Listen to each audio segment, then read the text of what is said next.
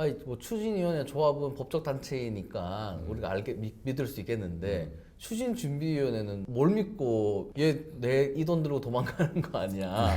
그래서 10여 년 전부터 제가 준비위원회 운영규약안을 만들어서 우리 서울시에서 쓰고 있는 아마 대부분은 그 규약안을 쓰고 있지 않을까. 그래서 저도 그걸 보면서 야 이거 장치 누가 만들었나 했더니 바로 옆에 이렇게 교수님 계셨거든요. 네, 안녕하십니까. 재개발 재건축 전문 소개 분석소 수리입니다. 안녕하십니까 교수님. 네, 안녕하세요. 김명춘입니다. 교수님, 오늘은 재개발 재건축의 첫걸음이라고 할 수 있는 추진준비위라는 조직이 있잖아요. 네. 거기에 대해서 한번 이야기 나눠보면 좋을 것 같아요. 어떤 식으로 처음에 준비를 해야 되고 어떤 식으로 운영을 하는 것이 그 다음 법적인 조직인 조합으로 갈 수 있는 지름길인지 한번 이야기 나눠봤으면 좋겠는데, 우선 그 전에 그 추진준비위원회, 추진위원회, 조합, 이게 각각 뭔지 모르는 또 우리 시청자분들도 계실 거거든요. 네. 거기에 대해서 간략히 일단 설명을 해주시면 좋을 것 같아요. 예전에 그 도시정비법이 생기기 전에는 추진위원회라는 게 없었고 조합 설립을 바로 했습니다. 동의가 되고 나면 바로 조합 설립을 했는데, 그때는 이제 워낙 하나의 구역에 여러 집단이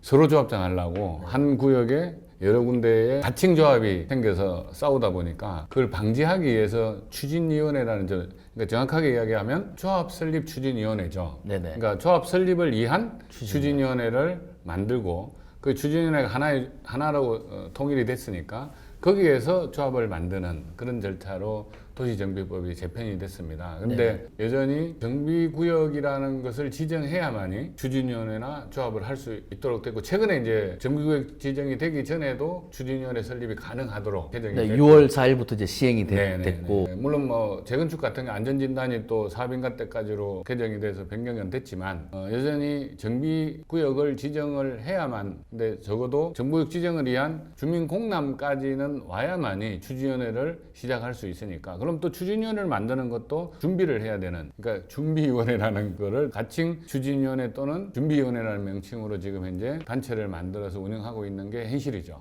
그러니까 쉽게 정리를 하자면은 여기가 이제 앞으로 재개발 재건축이 추진될 곳입니다라고 선포하는 게 구역 지정, 그렇죠. 정비 계획 수립인데, 그럼 이 수립하고 난 뒤에는 교수님 말씀하신 것처럼 이제 조합을 설립하기 위한 추진위원회, 그 추진위원회에서 다시 또 동의를 더 모아서 조합을 만드는 건 법적으로 장치가 돼 있는데, 결국에는 이 재개발 재건축 지역입니다 선포하기 위한 그 앞단의 과정을 위한 또 예비 조직이 필요해진 상황이 됐고, 그게 바로 우리가 그 가칭 추진준비위원회 또는 예비추진위원회라고 하는 조직이 필요하게 됐고 지금 운영되고 있다는 말씀인 거잖아요. 그렇죠. 그러니까 도시정비 사업에서 재개발 재건축이 시작되는 첫 단추가 구역 지정이라는 것인데, 정비구역이 지정되면 지난번에도 한번 이야기했지만 분담금을 얼마를 낼 거냐, 그러니까 여기에 내가 30평 집을 갖고 있는데 30평 아파트를 받았을 때 돈을 돌려받을 건지 또 추가로 분담금을 낼 건지 한 80% 내외가 정비구역 지정 때 결정이 되거든요. 총 몇 평 지을 수 있는지가 그때 결정이 되는 그렇죠. 거니까. 세고 높이라든지 용적률이라든지 세대수라든지 뭐 공원을 넣어야 될지 말아야 될지 기본적인 토지 이용에 관한 모든 게 결정되는 게 정비구역 지정인데, 지금 현재 서울시 같은 경우에는 대부분 주민 제안으로 받고 있습니다. 주민들이 저희 이런 식으로 해보고 싶은데 괜찮나요? 그렇죠. 라고 제안하는 거죠. 예. 그러려면 그 제안서를 받아서 정비구역 지원 도서를, 설계 도서를 만들려면 전문가가 필요하겠죠. 그럼 전문가도 돈을 받고 해야 되겠죠. 그게 이제 주로 도시계획을 하는 도시계획 업체. 그렇죠. 거기에서 또 개략적인 건축 계획을 수립해야 되니까 또 설계 사무실이 필요하겠죠. 그러면 그 이 추진준비위원회는 법적인 단체인 건가요? 법적인 단체는 아니고 임의단체에 해당되는 거죠. 이제 그 도정법에 의한 법정단체는 조합 설립을 위한 추진위원회가 있고, 추진위원회를 생략하고 서울 같은 경우에는 조합 설립을 바로 갈 수도 있습니다. 지적 조합 설립 제도를 통해서. 근데 어찌됐든 그 전에 지금 현행법으로 따지면 구역 지정을 위한 공람 공고 전까지, 추진위원회를 구성하기 전까지 업무를 해줄 단체가 필요한 거죠. 이 지역을 위한, 우리 사업구역에 해당하는 지역에 동의를 구하고 정비계획 수립하는 업무를 해야 되는 조직이 필요한 거죠. 그래서 그 주민들 중에 저도 이제 초기에 돌아다녀 보면, 뭐 저도 재건축지에 추진 단지 살고 있는데, 아니 뭐 추진위원회 조합은 법적 단체이니까 우리가 믿을 수 있겠는데 추진준비위원회는 뭘 믿고 내가 동의서를 내 신분증도 내야 되고 뭐 동의서 갖다 내면은 쉽게 말해서 내 개인 정보를 막 활용할 수도 있는 거 아니냐. 예전에 또 재건축 단지 같은 경우는 안전진단 모금도 하니까 얘 내 이 돈 들고 도망가는 거 아니야. 이런 우려도 있었거든요. 그런 걸로 좀 방지하는 여러 가지 또 장치들이 있잖아요. 그래서 이제 한 10여 년 전에 제가 해협에 있을 때 준비위원회도 이게 하나의 단체고 뭐 돈을 모으던 하면 그것도 공급이 돼. 그래서 준비위원회를 그 사업자 등록도 내고 그래서 임의단체 등록을 해서 그 단체에 거기 속해 있는 구역에 있는 분들이 가입을 해서 그 가입된 사람들이 십시일반 돈을 모아서 그리고 그 돈을 모은 것을 공정하게 투명하게 사용하기 위한 그리고 아까 이야기했던 정비구역을 위한 도서를 만드는 업무도 공정하게 우리가 실제로 정식 법정단체인 추진이나 조합에서 하듯이 동일한 방식으로 업체도 선정하고 투명하게 해야 된다. 가입을 하지 않은 사람은 어쩔 수 없지만 적어도 임의단체 구성에 우리가 적어도 50% 동의는 받아야 되니까 50% 동의를 받으면서 거기에 가입된 사람이 우리가 투명하게 이렇게 하겠다. 이 준비위원회 규약을 만들어서 규약대로 우리는 다 업무를 하겠다라는 것을 공포하고 그러니까 돈을 함부로 쓰면 이게 공금 횡령 내지는 잘못 쓴게 되면 처벌을 받게 돼 있으니까 그렇죠. 자체적인 규약을 만들어서 준비위원회를 구성하는 게 옳다. 그래서 10여 년 전부터 제가 준비위원회 운영 규약안을 만들어서 우리 서울시에서 쓰고 있는 아마 대부분은 그 규약안을 쓰고 있지 않을까. 사실 저희 단지도 그 안을 통해서 지금 준비위원회를 구성을 했고 세무서에 등록도 했고 통장도 그래서 그 등록된 단체 이름으로 통장을 만들어서 모금을 했고 가능합니다. 그리고 이제 뭐 무엇보다도 말씀하신 그 도시계획업체 이런 거 선정을 할 때 그냥 위원장 마음대로 뽑는 게 아니고 원래는 나라당 공공기관만 등록할 수 있는데 그 추진준비위원회나 예비추진위원회도 수요자로 등록이 되더라고요. 가능합니다. 사업자 등록이 있기 때문에. 등록을 해서 이제 도시계획 업체를 선정하는 프로세스를 마련을 했었거든요. 그래서 저도 그걸 보면서 야 이거 장치 누가 만들었나 했더니 바로 옆에 이렇게 교수님이 계셨거든요. 그러면은 이제 추진위원회가 이제 그렇게 해서 이제 등록이 되고 나서는 이제 아까 말씀하신 대로 뭐 기본적으로 일단 도시계획 업체가 필요하잖아요. 이제 이 안을 만들어야 되니까 이 도시계획 업체 선정하는 데 있어가지고 프로세스로 하면은 좀 더 좋은, 좀 더 좀 투명한 도시계획 업체 선정이 가능할지요? 그러니까 준비위원회는 아까 법정 단체가 아니다 보니까 사실 그 규약에 따라서 규약을 만들 때 최초에 이제 초기 어떻게 보면 발기인이죠.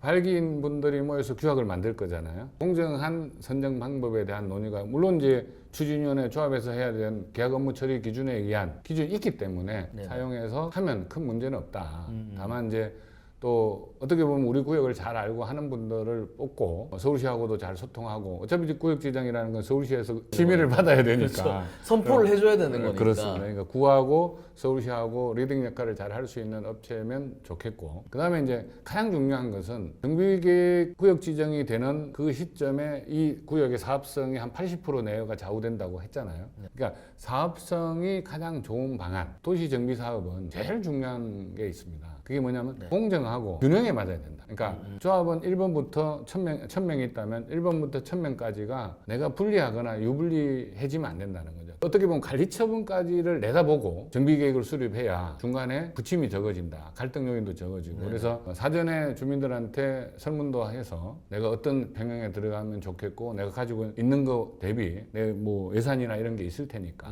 그런 걸 다 감안해서 정비계획을 수립하는 게 굉장히 중요하고 그런 역할을 잘 할 수 있는 도시계획업체나 설계자, 정비업체나 이런 분들이 그런 역할을 해줘야죠. 근데 지금까지는 좀 아쉽지만 그 정비계획을 수립하는 단계에서 거기까지 생각하고 하는 데는 많지는 않았다. 일단 사실은. 지금 규정에 맞춰서 빨리 구역 지정하는데 급급하자 이렇게 했던 경향이 있었는데 교수님 말씀대로 결국 정비계획은 재개발 재건축의 밑그림에 해당하는 거니까 그렇죠. 토대죠. 이 밑그림 토대를 잘 만들어 놔야지 결국 그 행정 절차의 마무리 단계라고 할 수 있는 관리 처분인가까지 매끄럽게 가는 거고 그렇지 않은 단지들이 계속 중간에 뭐 계획도 변경을 하고 저기 모 뉴타운 같은 경우에는 촉진 계획을 변경을 했는데 변경을 하고 나니까 대형 지분자들이나 소형 지분자들 서로 입장이 막 처음에 갈라져서 또 싸우고 거기가 한 달에 이자가 96원 나온다 하더라고요. 제가 그것도 깜짝 놀래가지고 진짜 준비위라는 게 어떻게 보면 약간 뭐 잠깐 초기에 반짝하고 이제 사라지는 조직이라고 생각하기 쉬운데 그래서 굉장히 중요한 역할을 정말 하는 중요하다라는 생각을 했었습니다. 그래서 그 도시계획 업체가 뭔지 사실 모르는 분들이 많잖아요. 네. 건설사는 알지만 도시계획 업체가 하는 정확한 일이 어떤 일인 거죠? 도시계획 업체가 어떻게 보면 하나의 구역에 있는 것을 어디에 공원을 놓고 어디에 뭐 관공서가 필요하면 관공서를 놓고 도로가 필요하면 도로를 그러니까 토지의 이용에 관한 계획을 하는 게 주 목적이다. 네네. 거기에 그럼 또 그것만 기반시설만 중요하냐? 실제로는 왜 이 기반시설을 만드냐? 여기에 실제로 택지로 써서 거기에 주택을 지을 공간을 어떻게 합리적으로 만들 거냐? 네네. 그래서 건축 계획에 맞는 그리고 건축 계획과 협의를 통해서 토지를 어떻게 세팅할 거냐를 잘 정리해 주는 업체라고 봐야죠. 그러니까 우리가 구체적으로 이제 건물이 지어지는 거는 이제 설계를 통해서 하는 거지만 그 설계 앞전에 이 설계를 하기 전에 토지를 어떻게 구분하고 이용할 건가에 대해서 규정을 해주는 업체다. 우리가 이제 하나의 구역 내를 보면 일반 재개발 구역하고 재건축하고는 물론 좀 다르죠. 재건축은 기반 시설은 어느 정도 돼 있는 데가 재건축이고 예를 들면 아파트 단지 같은데. 근데 이제 재개발은 지금 현재 기반 시설이 열악한 지역을 단독주택 밀집돼 있거나 이런 데가 재개발 구역이니까 대체로 재개발 구역 같은 경우에는 한 15%에서 20% 정도의 기반 시설이면 도로나 공원 이런 게 필요합니다. 네네. 그러니까 그 20%를 어떻게 재단하느냐. 그러면 어떻게 했을 때 여기 단지가 잘 나오고 또 기반 시설이 주변 지역과 잘 어울리게 주변 사람들도 다 고려를 해야 되는 거니까. 그러니까 쉽게 말해서 출퇴근 시간에 사람들 쏟아졌을 때 차 안 막히게 어떻게 도로를 뚫어줄 그렇죠. 거냐, 어디에 공원을 배치하면 사람들이 좀 잘 이용할 거냐 이런 것들을 다 도시계획에서 하는 거고 그러니까 결국 서울시에서 결정을 하는 건데 서울시에서는 기존에 주민들한테 제안을 받아서 그걸 검토해서 하는 방식으로 하고 있으니까 우리 주민 입장에서 그걸 도와주는 업체가 도시계획 업체다. 그렇게 그렇습니다. 정리하면 될 것 같은데. 택지에 계획한 대로 건축이 잘 되는지 배치가 잘 되는지 그거는 건축 설계 사무소와 협업을 통해서 가장 좋은 방향으로 계속 협의를 통해서 정하는 거죠. 그러면 지금 교수님 말씀 듣고 보니까 추진준비위원장이 아무나 하면 안 되겠네요. 그렇죠. 어느 정도 이런 걸 잘 코디네이트 할 수 있는 분이 가장 좋겠죠. 이런 일들, 그러니까 추진준비위원회 때 정비구역 지정을 위해서 이런 업체들이 뽑혀야 되고 거기에 있어서 어떤 일들을 해야 된다는 걸 좀 정확하게 이해하고 있는 분이 그렇습니다. 추진준비위원장이 됐을 때 좀 더 매끄럽게 갈 수 있을 것 같고. 그렇습니다. 근데 그게 이제 주민 제한 방식이 있고 공공에서 여기는 재개발이나 재건축이 필요해서 공공에서 정비계획을 수립하는 경우 두 가지가 있거든요. 네, 저 안 그래도 제가 질문 딱 하려고 했는데 역시 교수님 마음이 좀 통하는 것 같습니다. 네. 그 주민분들을 이제 요즘에 취재 다녀보면은 주민분들한테 요즘 정비 사업 어떻게 추진되고 계세요? 뭐 무슨 사업으로 추진하고 계세요? 하면은 이제 재개발이요, 뭐 재건축이요 이렇게 했었는데 요즘 주민분들 신통기획이요 이렇게 말씀을 하시더라고요. 그러니까 그 신통기획도 예전에 처음 만들어졌을 때 신통기획이 있고 지금 또 두 가지로 나뉘어졌잖아요. 자문 방식과 기획 방식이 있는데 그거에 대해서 지금 주민분들이 그럼 신통기획은 또 재개발과 다른 사업인 건가? 뭐 같은 사업인 건가? 좀 헷갈려 하시는 것 같더라고요. 그 말씀하신 맥락에서 있는 것 같은데 그거 좀 자세하게 좀 설명을 해주시면은 좋을 그래서 것 같습니다. 지금 서울의 경우로 말씀드리면 공공에서 지금 정비계획을 수립하는 것은 예전에 한참 이제 아까